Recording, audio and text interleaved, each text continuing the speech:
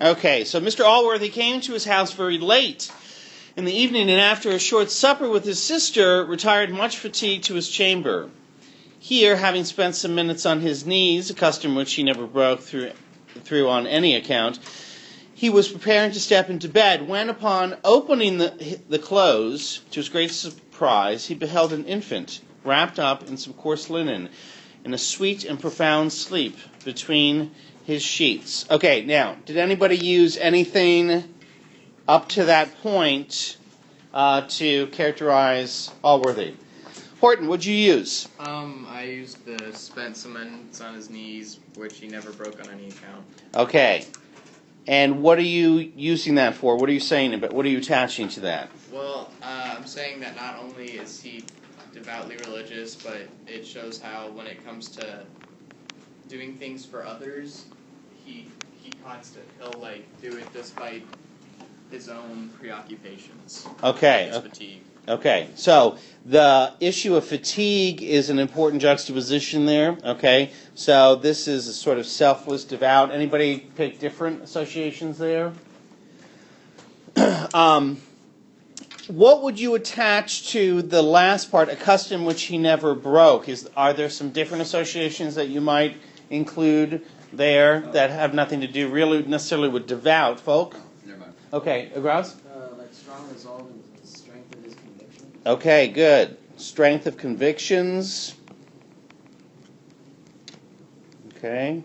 It's a good response. Morris, what were you going to say? Well, I used great surprise also to say, despite his, shock at the situation, he still, reacts in a really compassionate manner. Okay. Good point. Very good point. Okay, let's continue here.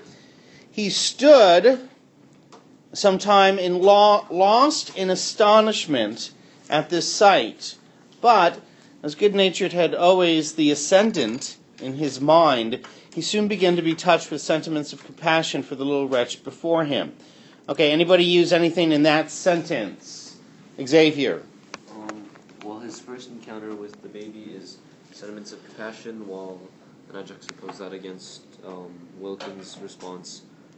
You mean contrasted with Wilkins' response? Contrasted with Wilkins' Yeah. response. Remember, juxtaposition and contrast aren't synonyms. Okay. So, continue. At line 46, where she looks on the baby with great horror at its first sight. Okay, good. So that's a nice first impressions. Okay, and the nature of the first impression is what? Why is first impression important, you think? As it represents their general character, how they are around normally. Okay, good. They don't good. expect the baby. Right, so it reveals sort of that instinct. Bishkin. I used the diction touched Mm-hmm. there, and that's kind of how he's internalized this, whole compassion. It's not contrived. Okay, good. Not contrived. Nice phrase there. Any other words, Morris? Good nature and then ascendant in his mind. So he's always naturally good, and therefore it projects that he sees the good in others, but even though it says a little wretch, he responds with sentiments of compassion. Okay, good. Baird? I didn't use it in my paper, but you could say that lost in astonishment is kind of showing how he's sentimental and how the sentiments are more important to him than the material world. Okay, very nice. Good. He then rang his bell and ordered an elderly woman servant to rise immediately and come to him. Jacob, were you? I just want to add to Baird's. Oh, okay. You said material point. First Mr. Baird. Material point.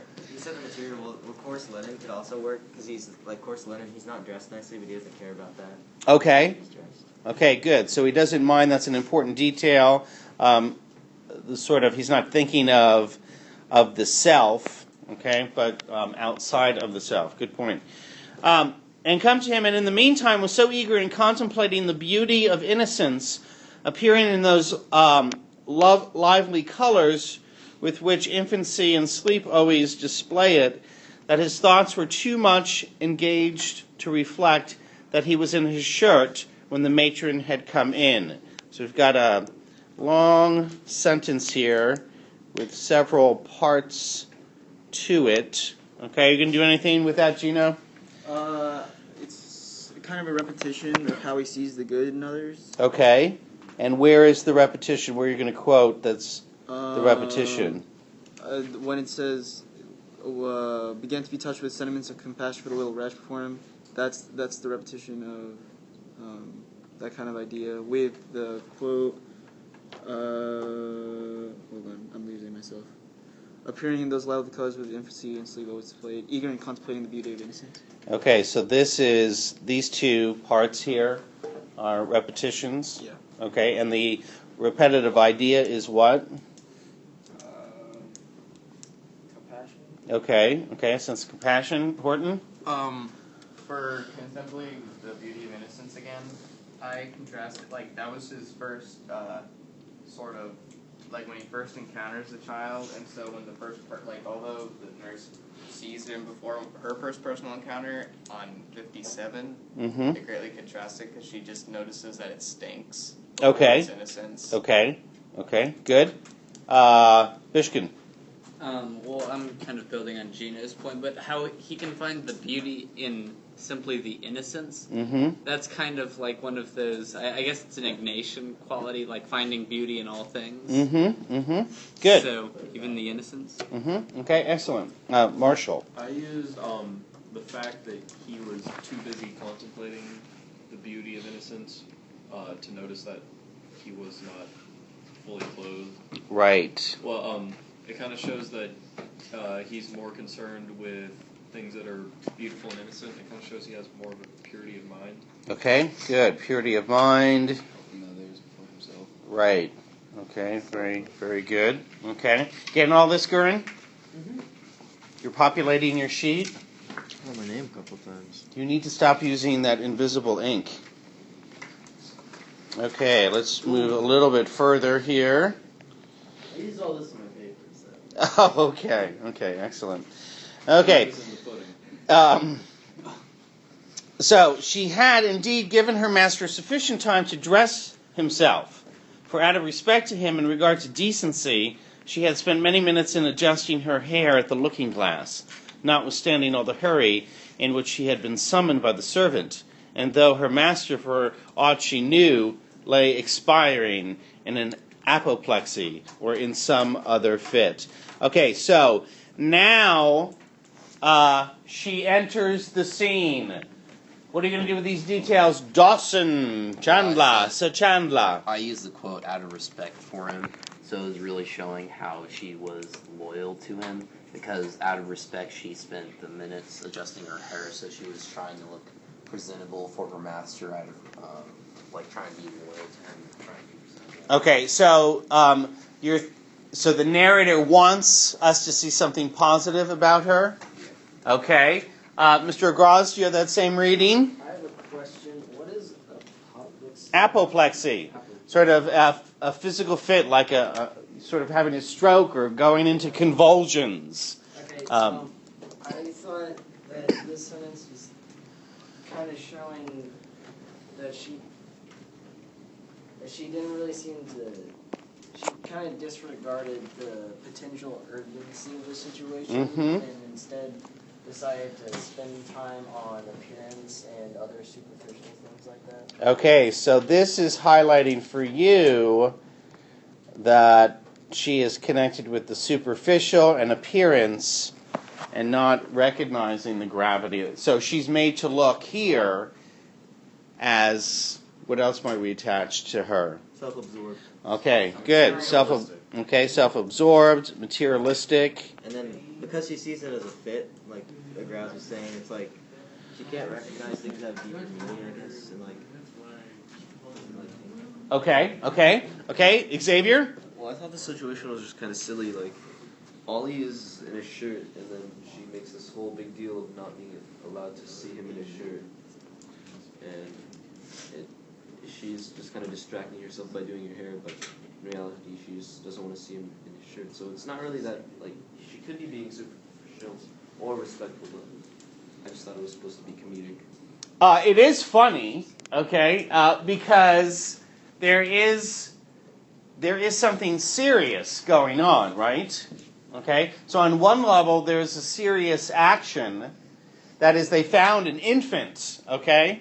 someone had abandoned a child, right? So when Mr. Allworthy sends, he's sending a message because there's a grave situation, right? And then we've got this contrast, and again, this is why it makes it humorous. Remember, humor is created when you put two things that don't go together, that aren't congruent, okay? So congruency would be having Mrs.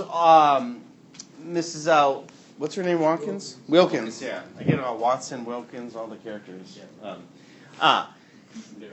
What would be a surefire way to create congruency and not create humor here? And also to sort of elevate Mrs. Wilkins as a repetition of Mr. Allworthy as opposed to a contrast. What would the narrator do? They would have her, like, describe her maybe running towards the room all disheveled and then, like, immediately asking him, you know, what do you need? Right. And she wouldn't notice what? That he's almost.